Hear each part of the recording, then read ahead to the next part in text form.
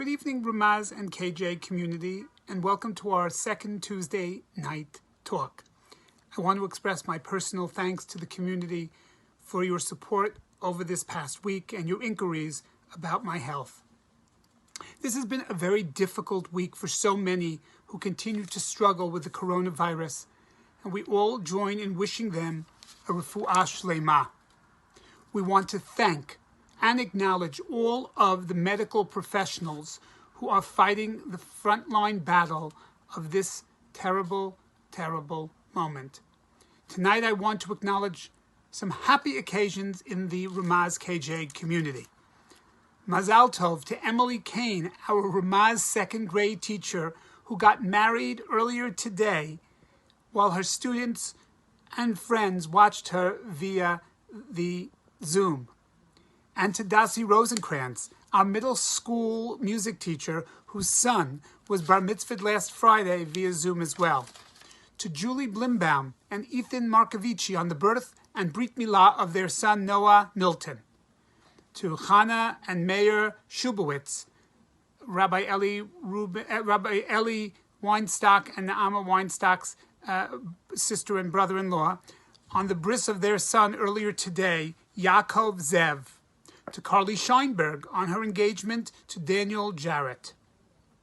Since launching our Ramaz Alumni Virtual Campus last week, we have had an outpouring of support from the entire community for the programming that we have been releasing.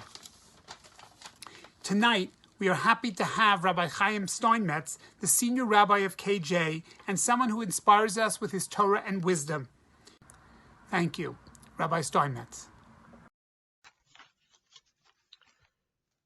I was interviewed by Rebecca, a junior at Ramaz, who is a reporter for the Ramaz Rampage. She wanted to know about the synagogue's response to the coronavirus crisis, and she asked questions about programs and counseling and reopening, but then she asked the most important question. Do you have any advice for teenagers during this time of crisis? Truth is, Rebecca's question is not just a question for teenagers. It is a question for all of us. We are now facing the worst health crisis in over 100 years and the worst economic crisis in over 90 years. It is not just teenagers who are feeling worried and anxious. It is everyone. What advice is there to offer? But when Rebecca asked me the question, it reminded me of something my mother used to tell me. My late mother was a survivor of the Holocaust. At age 16, just before Pesach, she and her family were rounded up from their house in what was then part of Hungary and sent to a ghetto and then on to Auschwitz. My mother used to point out to us that she was a very privileged 16-year-old. Everything was easy, everything was comfortable, everything was planned for her. And she would remind me that even though she had never been challenged before in her life, she was able to find the strength to survive the ghetto, to survive Auschwitz, to escape during a death march with her sisters. She found within herself strength she had never known before.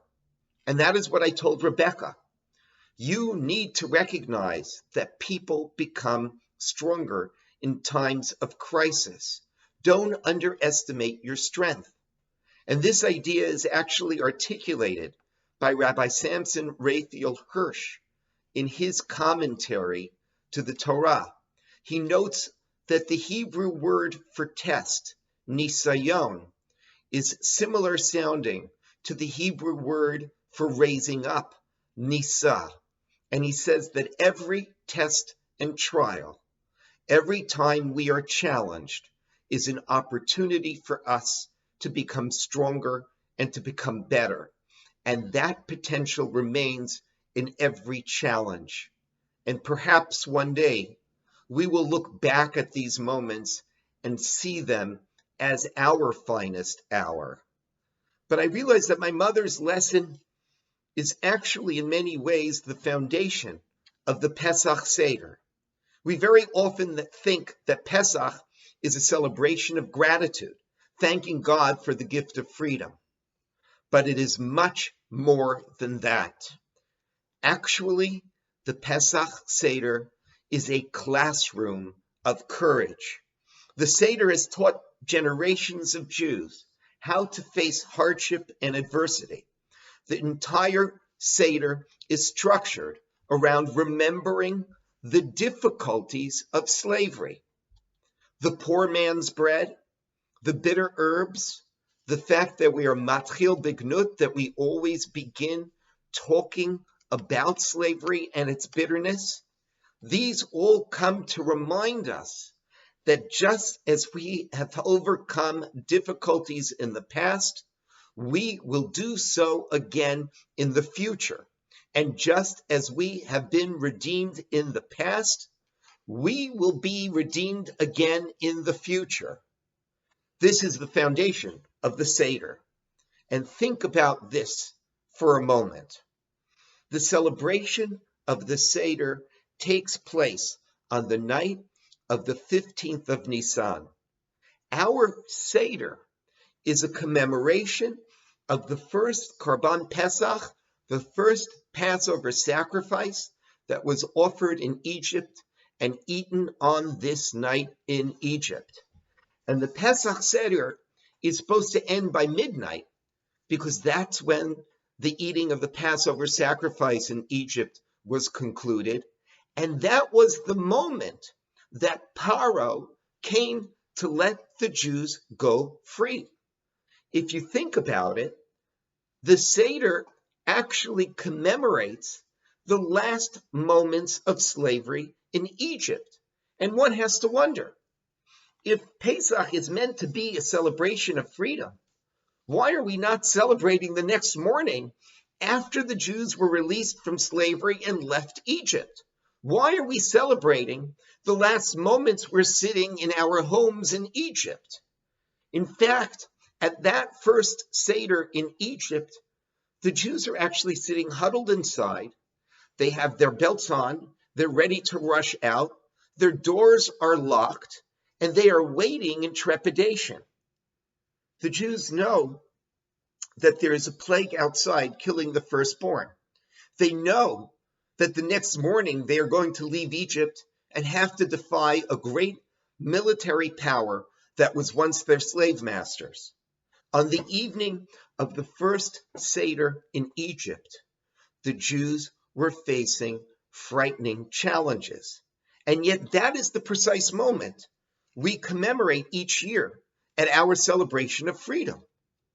But again, to ask the question again, why are we celebrating the moments before freedom? And I think the answer is because in Egypt that night, inside the heart of every Jew was inner freedom. Despite their worries and anxieties, they were ready and willing to follow Moshe out to freedom. And this is an important point because to be courageous is not the same thing as being fearless. If you didn't have any fear to begin with, you wouldn't need any courage. But what the Jews in Egypt have is hope and courage. What they have is a willingness to take on the challenges in front of them. And that inner courage is actually more important than freedom itself.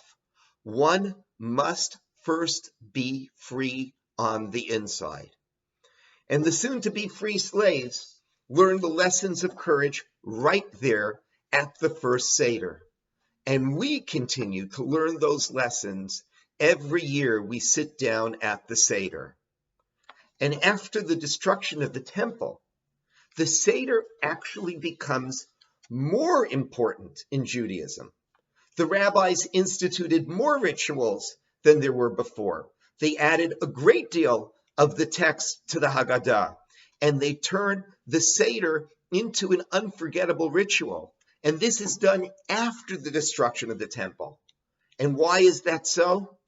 Because Pesach is more important in times of crisis than in times of joy. When my mother was telling me her story of survival, she was in her own way telling me the Pesach story. She was schooling me in the lessons of Jewish courage, lessons that began at 11:59 on the first Pesach night in Egypt. But my mother was teaching me something else as well. She was talking about her own experiences to connect them to mine, and she was reminding me that when you face a crisis, you never face a crisis alone. Because anytime we have a crisis, we are there with the generations before us.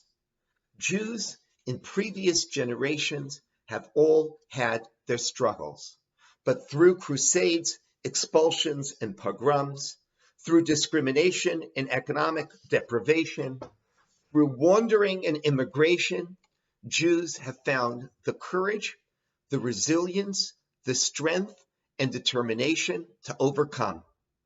The Pesach Seder links the generations together. And at every Seder, we sit with those from previous generations who have found inspiration and encouragement at the Seder.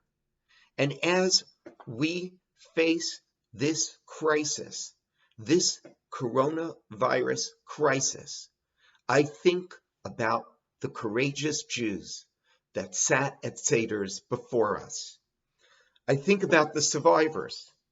So many of them were friends of mine. And after the Holocaust, which was the worst catastrophe in human history, they still had the hope to carry on. In the Museum of Jewish Heritage, there is a chuppah that was made in 1946. The blue, white, and gold-fringed chuppah was manufactured in Palestine for the Joint Distribution Committee in 1946 and was one of 80 chuppot that were distributed amongst displaced persons camps in Germany, Austria, Czechoslovakia, and Greece. The people who got married under those chuppot, and there were thousands of them, those people had seen the worst the world had to offer, yet they still had hope for the future. And at my Seder, I will feel their presence. I think of the refuseniks who battled one of the greatest powers in the world, the Soviet Union, demanding that they should be let free, demanding that they should be able to go to Israel.